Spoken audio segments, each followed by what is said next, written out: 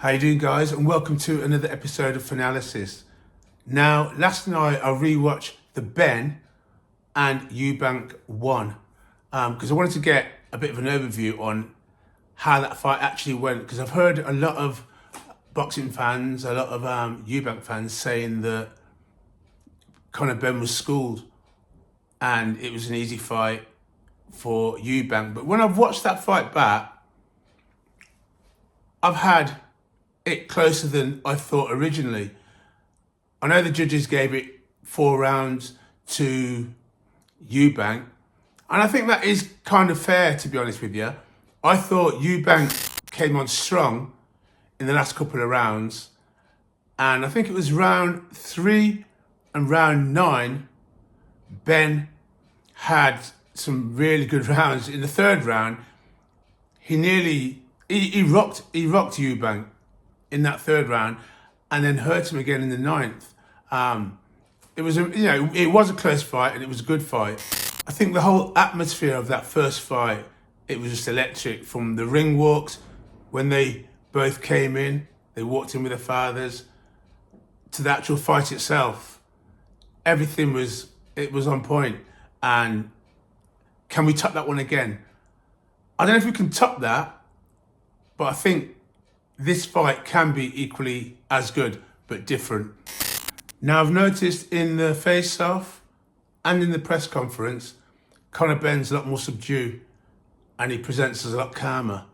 Eubank, he presents as his usual self, and this time in the press conference, he had his father with him, Eubank Sr. Eubank Sr. was saying that Nigel Benn, Conor Benn, Eddie Hearn, accused him of being paid to come to the press conference and being paid to come to the fight. Eubank Sr. denied that, and he went on some speech that when he goes into a speech, the way he acts, the way he talks, it puts me to sleep, I'll be honest with you. It puts me to sleep, and I can't be listening to all of it. When he talked about the ambulance, now this is what gets me, because I've heard when Conor Benn said, "I took his soul," a lot of boxing fans laugh at that and saying, how did he take his soul? You got schooled.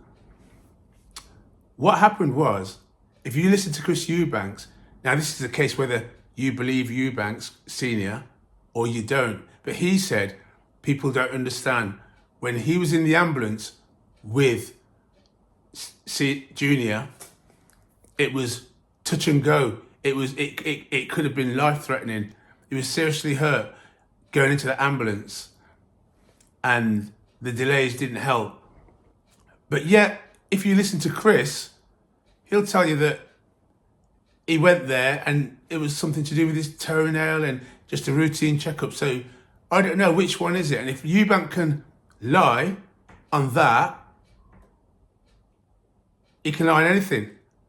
And that goes for both Eubanks. I don't know which one of them's telling the truth. But what I do know, it was a very good fight and it was exciting. And yeah, Eubanks and Benn both went to hospital, but Benn was out sooner and he got straight back into training.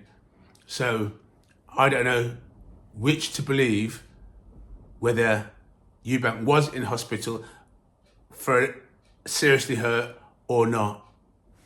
Who knows? Now, when it came to Eddie Hearn to talk, I must admit, I thought we were going to get the typical childish behaviour from Eubank. But what we got was the music come on. Was it Silent Night?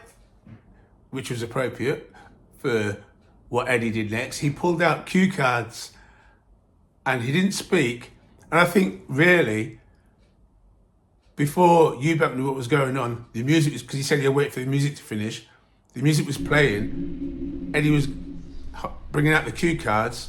And I just thought that was genius. It wasn't Eddie's idea. He said he got that from someone on Twitter, a fan.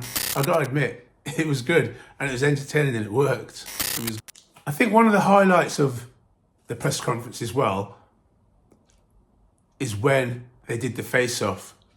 Eubank Jr. and Conor Benn did the face-off.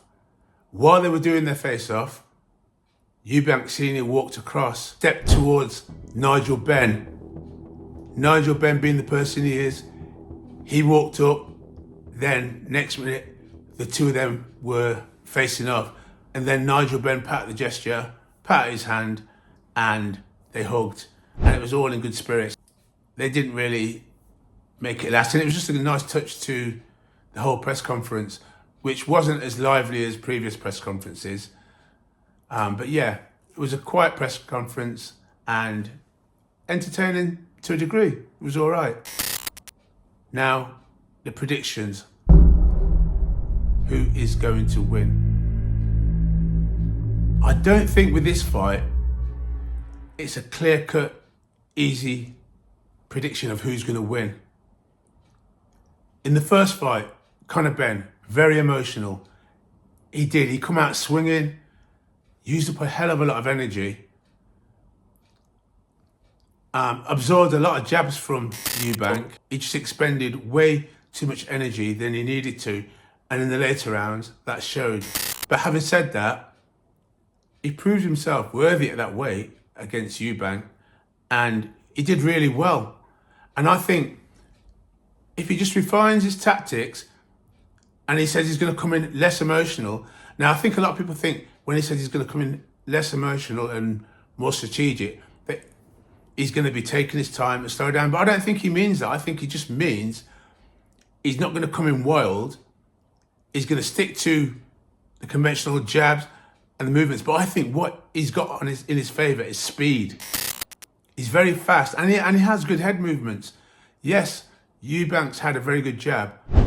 But Conor Benn was ducking, diving, moving his head, and that reduced the amount of times he got caught. Now, for Eubank,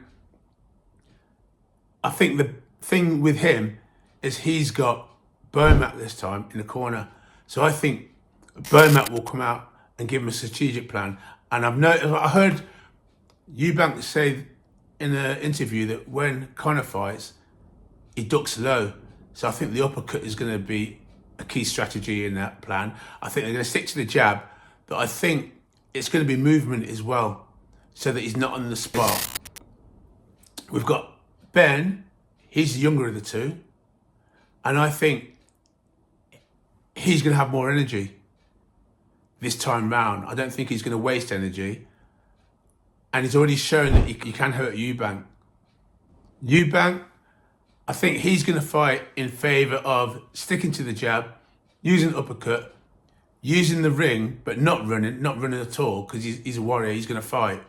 But I think he's going to use a ring in the way which is more effective for him. I think Bermat will have some little strategies for him. So I think this is going to be more suited for